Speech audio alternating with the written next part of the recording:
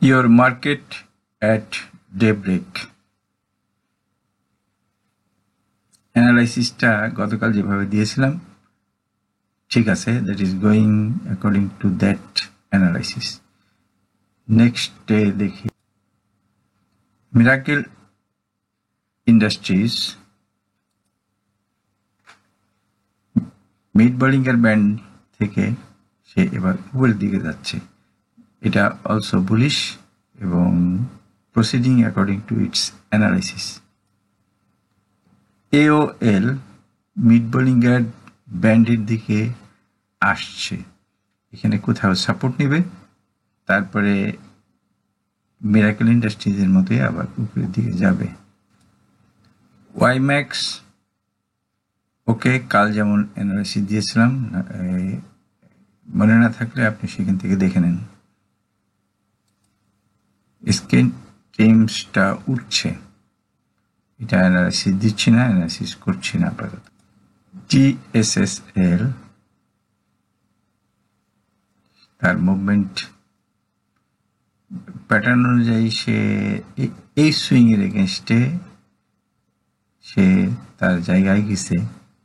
এখন সে next swing এটার এগেনস্টে সে কোথায় যায় সেটা আমাদের দেখতে হবে। আমরা দেখি এটা বুলিশ আছে কিনা। সেই মিড বোলিং এর ব্যান্ড বলতে পারেন যে এখানে টাচ করছে, এখন সে আপ মুভমেন্টে যাওয়ার কথা, হয়তো আজকে কালকে আপ মুভমেন্টে চলে যাবে। এটা একটু মোটা করে দিলাম। ওকে, সানলাইফ তার অ্যানালাইসিস অনুযায়ী, মাই গড, তাই বলে কি এত দূর যাবে? আমি দেখি এটা কি অবস্থা। ও ইয়েস, সানলাইফ যদি যাইতে হয় তাকে ওই পর্যন্ত যাইতে হবে। আচ্ছা, সুতরাং এটা আপাতত এইখানে অর্থাৎ 70-75 টাকার রেজিস্ট্যান্স আছে, একটু দেখে নেবেন, এখানে হয়তো সে থামতে পারে। ওকে, বিকন ফার্মা রাউন্ডিং বটম হিসাবে সে উপরের দিকেই যাচ্ছে। ভলিউম অনেক বেশি। আপনারা যারা অনব্যালেন্স ভলিউম সম্পর্কে জানেন বা আমার স্টুডেন্টরা যারা এটা সম্পর্কে জানে তারা এটা জানে যে অনব্যালেন্স ভলিউম হিসাবে সে যথেষ্ট শক্তিশালী। লিগেসি ফুট একটা হেড অ্যান্ড শোল্ডার প্যাটার্ন আপনি অ্যানালাইসিস করে নিতে পারেন। আমি একটা হিন্ট দিয়ে দিচ্ছি, এটা হলো হেড অ্যান্ড শোল্ডারের নেকলাইন।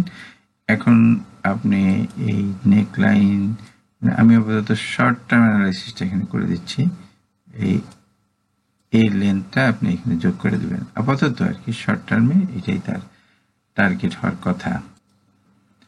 ডোমিনেন্স দেখে আমার একটা কথা মনে পড়তেছে, সেটা হলো যে আসলে আপনারা যারা অ্যানালাইসিস জানেন না, আমি তাদেরকে খুব কঠোরভাবে বলবো, যারা অ্যানালাইসিস জানেন না তারা কারো অ্যানালাইসিস দেখবেন না। ডোমিনেন্সের অ্যানালাইসিস দেওয়ার পরে সে এইখানে কারেকশন হয়েছে। আমাকে ইউটিউবে একজন প্রশ্ন করছে, আপনার অ্যানালাইসিস দেওয়ার দরকার নেই, শেয়ারটা পড়ে যাচ্ছে, আপনি বলেন উপরে উঠবে, পড়ে যাচ্ছে। তাকে আমি কি করে বুঝাবো মার্কেট সম্পর্কে তার কোনো ধারণা নেই। তাহলে সে এইখানে এইটুকু আসছে, এটা তো কারেকশন হবেই, এই কারেকশনটাই হবে। এইগুলো যদি তারা না বুঝে, আপনারা যদি এটা না বুঝেন, তাহলে আপনাদের জন্য অ্যানালাইসিস না। যারা অ্যানালাইসিস বুঝে, আমি যদি বলি যে শেয়ারটা এখান থেকে এই পর্যন্ত যাবে, আপনার বুঝতে হবে যে সে খাড়া এই দিকে যাবে না, তার ভিতরে অনেক কারেকশন হবে, এইভাবে বহুত কারেকশন হবে। এই জিনিসটা আপনার বোঝা উচিত।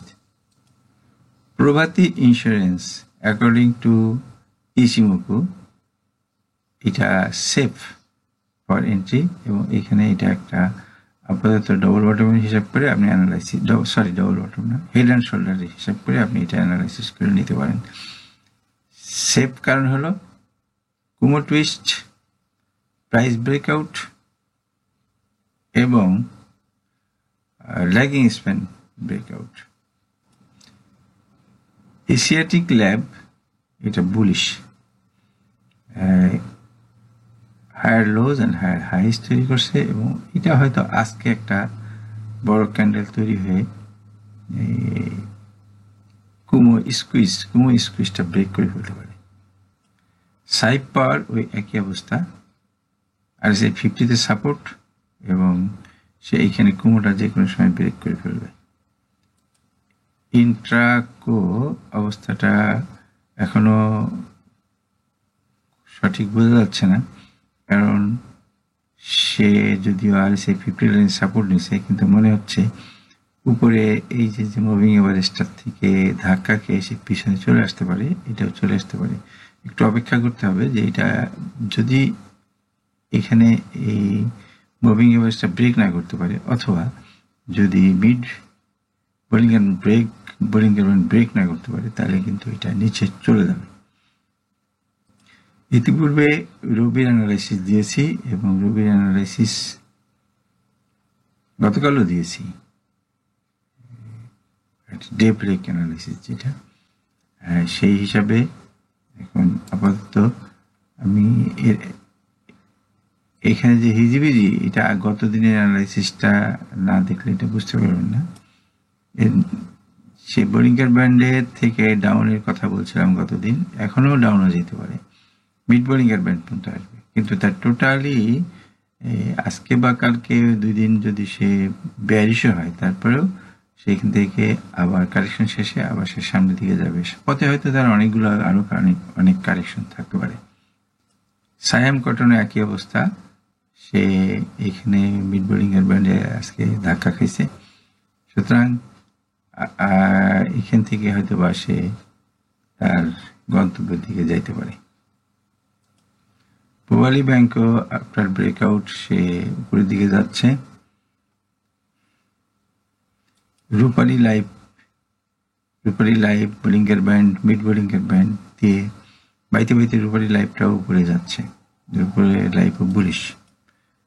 ওকে, EIL তার রেজিস্ট্যান্স, এটা কিন্তু রেজিস্ট্যান্স এখানে আছে, রেজিস্ট্যান্সে আটকা পড়ছে, এখন সে নিচে নামবে না উপরে উঠবে। যদি ব্রেক করে দেন আপনি এইখান থেকে এই লেনটা এইখানে এনে যোগ করে দিতে পারেন।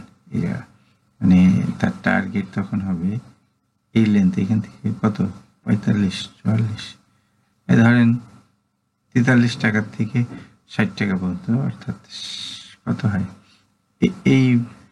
এইটা আপনি এখানে যোগ করে দিবেন, আপনি এটা অ্যানালাইসিস করে নিতে পারেন। ওকে, সালভো কেমিক্যাল রাউন্ডিং বটম করে টার্ন নিচ্ছে, দেখা যাক।